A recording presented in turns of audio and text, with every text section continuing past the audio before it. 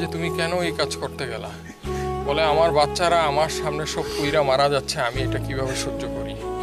আমি সর্বোচ্চ চেষ্টা করছি বাচ্চাদের, কিছু বাচ্চা বের করছি, আরো কিছু বাচ্চা বের করতে গেছি, এমন সময় এক্সপ্লোশন আরো জোরে হয়ে আমি আর কিছু জানি না। ওর ভিতরে সে নিজে পইরা নিজে পুরা ভাই 100% বার্ন হয়ে গেছে, পা থেকে মাথা পর্যন্ত চুল। শুধু সে বেঁচে ছিল, একটু কথা বলতে পারছে। আইসিইউতে তারা যখন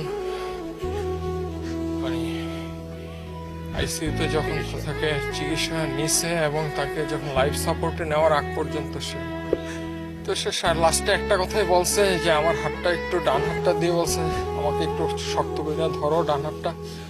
আমি শক্ত করে ধরছি ভাই, ধরা যায় না, পুরা সব কিছু পুরা বুকের এইখানে নিয়ে বললো তোমার সাথে আমার আর দেখা হবে না।